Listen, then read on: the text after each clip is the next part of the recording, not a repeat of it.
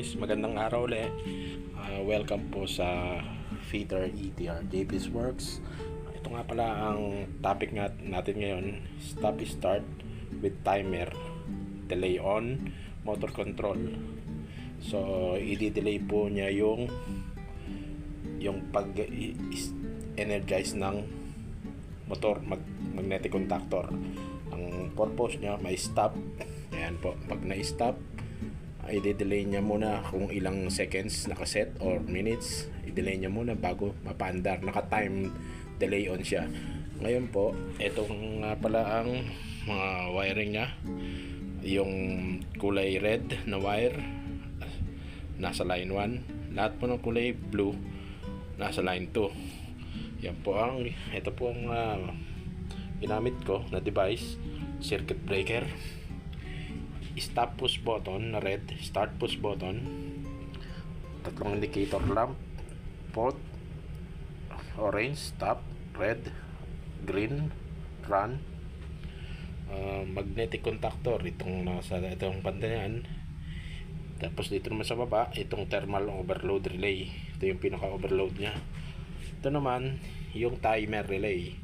Yung napapansin nyo, nakaset siya sa 10 seconds, pero babawasan natin mamaya para sa demo.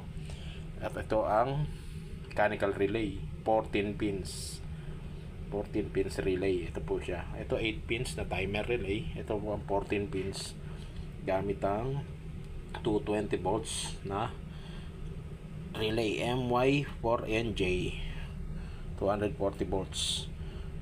So, umpisa po natin dito sa unang line. Ayan po, ito yung line na to.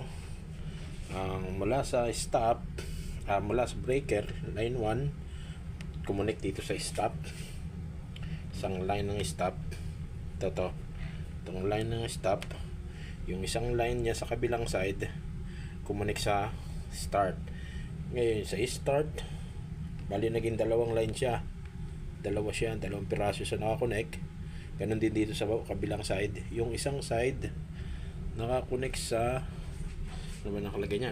Number 9 ng relay normally open. Ito siya. Pumunta siya doon sa number 9 ng 9 ng relay.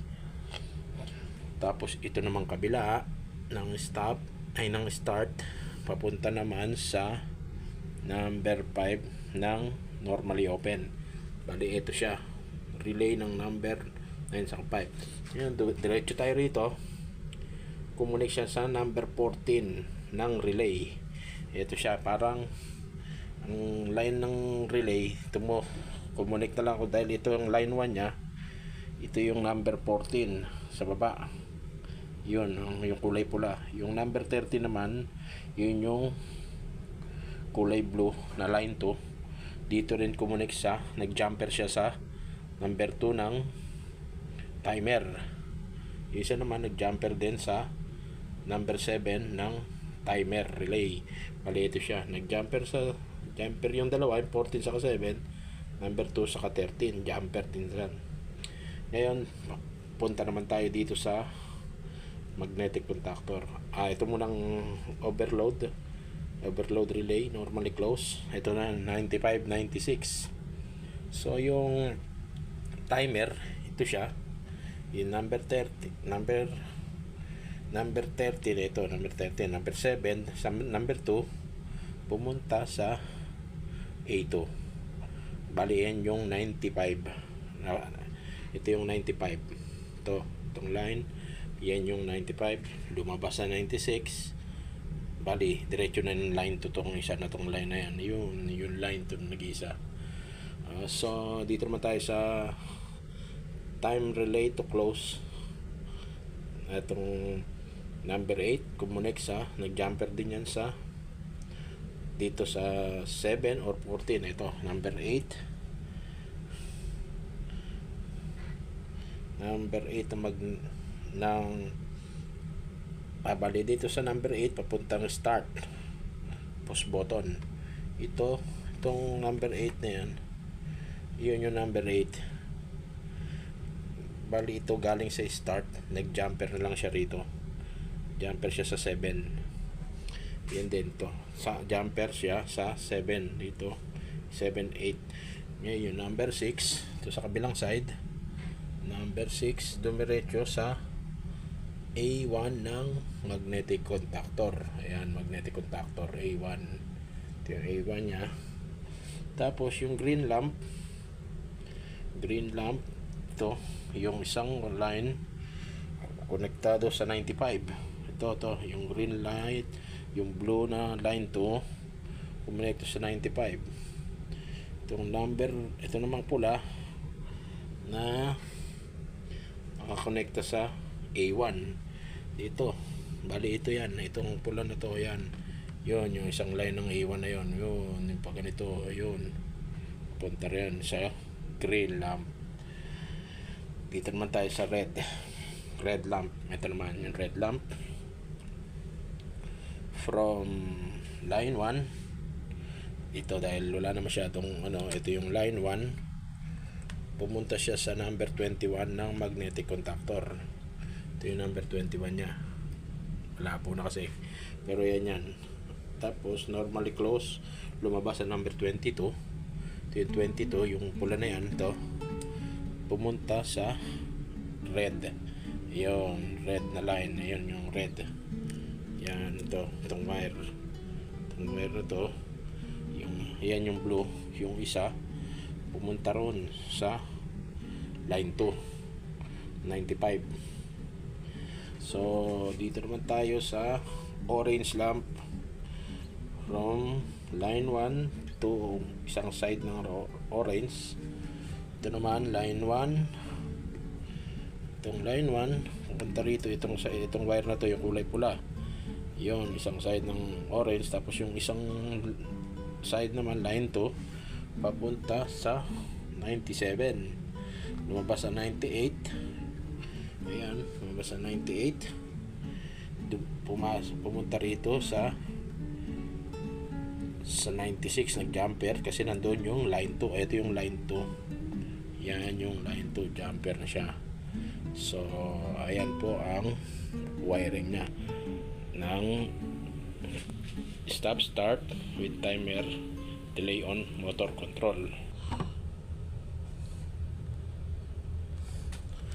So testing natin, i-demo natin ang subukan nating i-on ang breaker. So nakaset sa 10 seconds. Start natin. Bali nag-energize yung relay, nag-ilaw na rin yung timer nya, bibilang na. Ito yung contactor, ayun, nag-energize yung contactor. Kaya energize mo rin to, nag-run na siya, nag-run. So stop natin, i-set natin sa 5 seconds. Tingnan natin, start ulit. Yan, energize, bilang siya ng 5 seconds. Ayun, nag-energize, nag-ilaw yung run indicator lang. So yan, testing naman natin sa 2.5 seconds. Stop ulit natin,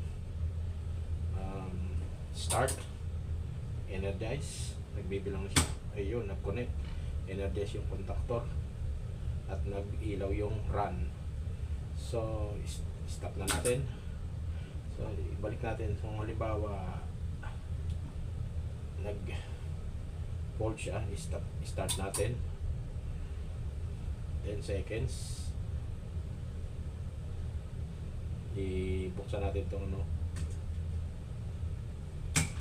subukan natin i-trip kung i-trip siya. Ayun, nag-trip. Kung mapapansin nyo, yung isang topic ng nakaraan ay umilaw ito, makailaw itong dalawa dahil hindi ko sinuot yung red lamp. Nakapasok na siya sa 95. So yung nakaraan, nakadiretso siya rito sa line 2, kaya hindi na siya nag-ilaw. Pwede rin naman dito. So depende na lang sa system doon gagawin nyo. So ayan, habang tino-troubleshoot na yan, na i-reset na, nag-ilaw ulit ng source, tunayan na okay na uli siya. So, ulitin natin. Set lang natin sa 5 seconds. 2.5 para mabilis. Start. Energize. Ayan, energize. Start. Run. Ayun, ganun lang po. Maraming salamat. Thank you po.